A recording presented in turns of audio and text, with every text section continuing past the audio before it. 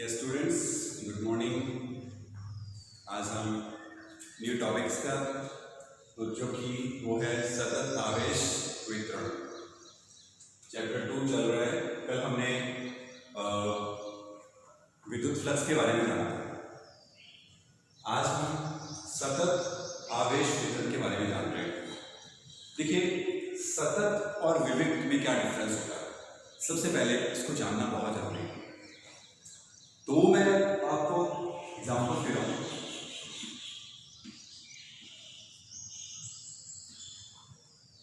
एक तो ये स्थिति है और एक ये डॉट्स बीच में स्पेस और ये एक सतत रेखा, और ये स्थिति जो है विविक्त है, यानी इसके बाद ये, इसके बाद ये, यहां पर स्पेस। तो ये जो स्थिति है वो है विविक्त। विविक्त यानी कि टुकड़ों के रूप में, सतत यानी लगातार। तो विविक्त और ये सतत। अब जो टॉपिक है हमारा वो है सतत आवेश वितरण, यानी आवेश का वितरण किस प्रकार से है, सतत रूप से। लेकिन हम क्या पढ़ चुके हैं इससे पहले, आवेश का क्वांटीकरण। आवेश क्या है, क्वांटीकृत है। तो आवेश अगर क्वांटीकृत है तो फिर वो सतत कैसे होगा। तो ये एक स्थिति है। किस प्रकार की स्थिति, देखिए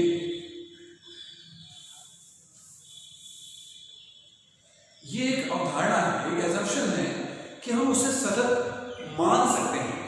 लेकिन किस परिस्थिति में, ये आवेश, ये आवेश, ये आवेश, यहां पर विविध स्थिति है, लेकिन आवेशों की संख्या अगर इतनी अधिक हो,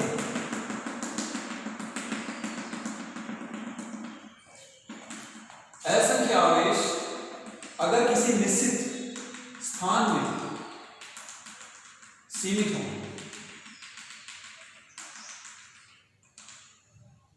और भी आवेश अगर इस तरह यहां सम्मिलित करते चले जाएं, तो लास्ट में हमारे पास जो स्थिति प्राप्त होती है उसको हम सतत आवेश वितरण मान सकते हैं। यानी निकटता इतनी अधिक है आवेशों की कि आप उसे सतत एज्यूम कर सकते हैं। तो ये है सतत आवेश वितरण, यानी आवेशों का एक समूह जिसमें असंख्य आवेश अति निकट स्थित हों, उसे सतत आवेश वितरण कहते हैं। अब इसे 3 भागों में विभाजित किया गया है। फर्स्ट है रेखीय आवेश वितरण। रेखीय आवेश वितरण,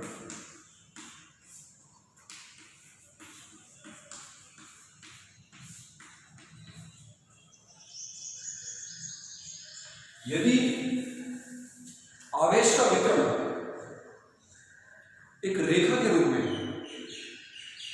सतत है, यानी आवेशों का जो समूह है वो एक रेखा के रूप में फैला हुआ है, इस प्रकार से,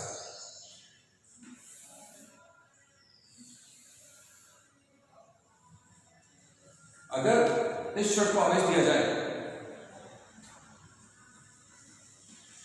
और वो अति निकट आवेश हो,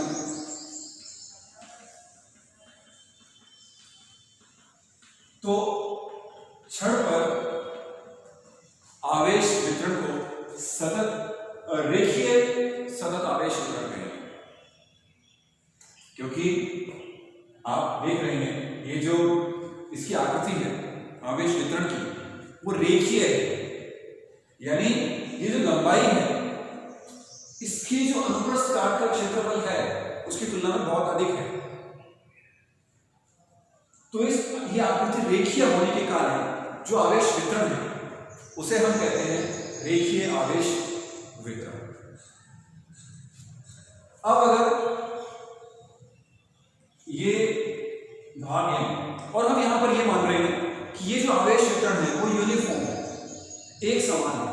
असमान भी हो सकता है, लेकिन हमें इमेजिन करें कि इसकी एकांक लंबाई पर आवेश का मान समान है। देखिए उस पद को डिफाइन कर रहे हैं, उसे हम कहते हैं रेखीय आवेश घनत्व, जिसे लैम्डा से व्यक्त करते हैं। तो इसकी लंबाई है हम डेल्टा एल, और इसमें आवेश है मान लीजिए डेल्टा क्यू। डेल्टा एल लंबाई में आवेश कितना है? Delta Q. तो रेखीय आवेश घनत्व, रेखीय आवेश घनत्व रेखीय है तो आपको किसकी बात करनी पड़ेगी? लंबाई की। तो आवेश अपॉन लंबाई, आवेश कितना है? डेल्टा क्यू, और लंबाई है डेल्टा एल। हम इसका छोटा सा भाग लेते हैं। तो delta Q upon delta L, इसे हम व्यक्त करेंगे लैम्डा से। ये कहलाता है रेखीय आवेश घनत्व। अब मात्रक क्या होगा इसका?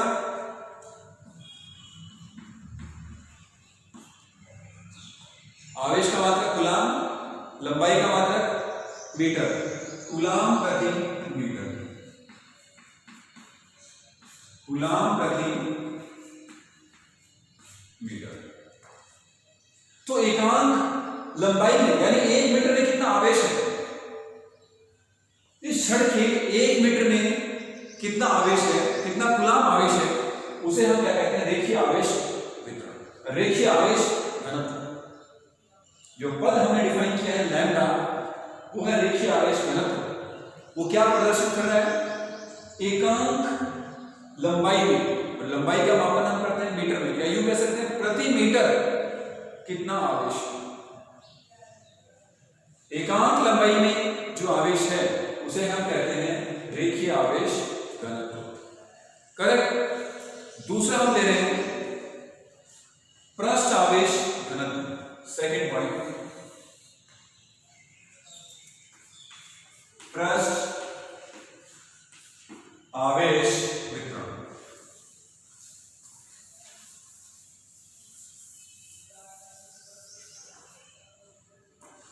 पृष्ठ आवेश वितरण है कि अगर आवेश का फैलाव, अगर इस बोर्ड पे अगर आप बोर्ड को आवेशित करते हैं और बोर्ड की आकृति को अगर आप देखें तो आपको लगेगा कि जो आवेश फैला हुआ है वो 2D में एक क्षेत्रफल में फैला हुआ है, द्विविमीय में एक क्षेत्रफल में फैला हुआ है। ये हम इमेजिन कर सकते हैं। फैलाव जो है, जैसे हम किसी मैदान को देखें तो हमें क्षेत्रफल दिखाई देता है, उसी प्रकार अगर हम यहां वितरित आवेश को देखते हैं तो हम महसूस कर सकते हैं कि आवेश का वितरण क्षेत्रफल में है। और अगर सतत आवेश क्षेत्रफल के रूप में वितरित है तो उसे हम कहते हैं पृष्ठ आवेश वितरण। तो आप इस तरह से इमेजिन कर सकते हैं क्षेत्रफल, और इसको आवेश दिया गया है धन आवेश या ऋण आवेश। इस प्रकार असंख्य आवेश अति निकट है तो वितरण सतत। अब इसका हम जो पद है पृष्ठ आवेश घनत्व वो प्राप्त करना चाहते हैं। आवेश का वितरण किस प्रकार से है? क्षेत्रफल, द्विविमीय। इसका छोटा सा हम क्षेत्रफल लें dA, इसमें आवेश है डेल्टा Q और इसका क्षेत्रफल है डेल्टा A। इसका क्षेत्रफल हमने लिया डेल्टा A, इसमें आवेश है डेल्टा Q। तो जो पृष्ठ आवेश घनत्व होगा वो delta Q upon delta A। एकांक क्षेत्रफल में कितना आवेश है, पहले आपको क्या लेना पड़ा था? लंबाई। एकांक लंबाई में कितना आवेश है? अगर आप पृष्ठ आवेश वितरण ले रहे हैं तो जो पद हम डिफाइन करेंगे वो होगा एकांक क्षेत्रफल में कितना आवेश है। पृष्ठ आवेश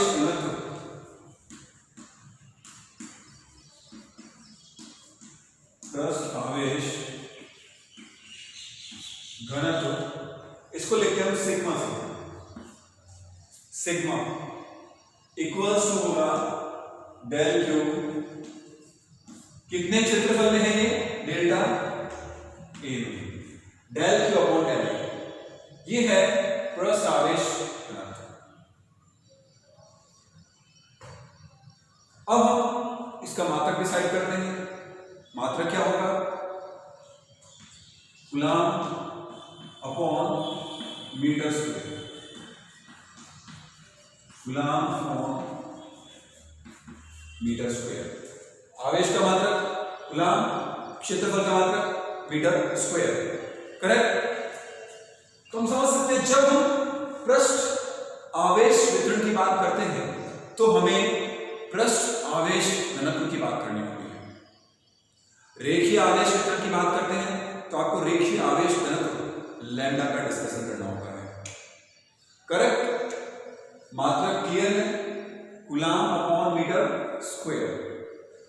थर्ड टर्म जो है आप समझ सकते हैं, रेखीय आवेश हो गया, क्षेत्रफल में आवेश का वितरण हो गया। अब आवेश आयतन में फैला हुआ, वस्तु की ज्योमेट्री इस प्रकार से है कि अगर आप देखते हैं तो उसकी लंबाई भी है, चौड़ाई भी है, ऊंचाई भी है, और वो इस प्रकार से है कि एक दूसरे को नगण्य नहीं मान सकते हैं। लंबाई, चौड़ाई और ऊंचाई जैसे घन, गोला है, विभिन्न प्रकार की आकृतियां हो सकती है। तो उसके लिए जो आवेश वितरण काम में लेते हैं वो है आयतन आवेश वितरण।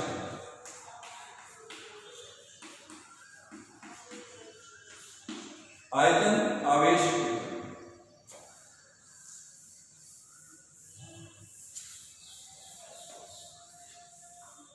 इसमें आप इमेजिन कर सकते हैं कि वस्तु इस प्रकार से है, घन है,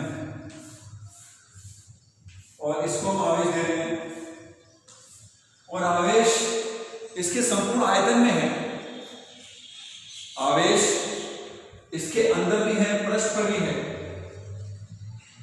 तो ये जो स्थिति है वो है आयतन आवेश।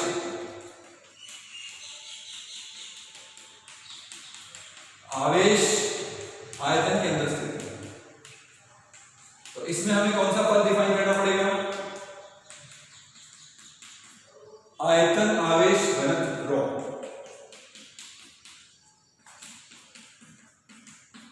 ये इसे चाल दिया गया है, और जो आवेश है वो अति निकट है, इसलिए आवेश वितरण किस प्रकार का है, सतत। तो इससे संबंधित जो पद होगा वो होगा आयतन आवेश घनत्व, यानी एकांक आयतन में कितना आवेश, एकांक आयतन में इसे कितना आवेश दिया गया है। राइट। आयतन आवेश घनत्व, छोटा सा हम इसमें आयतन लें,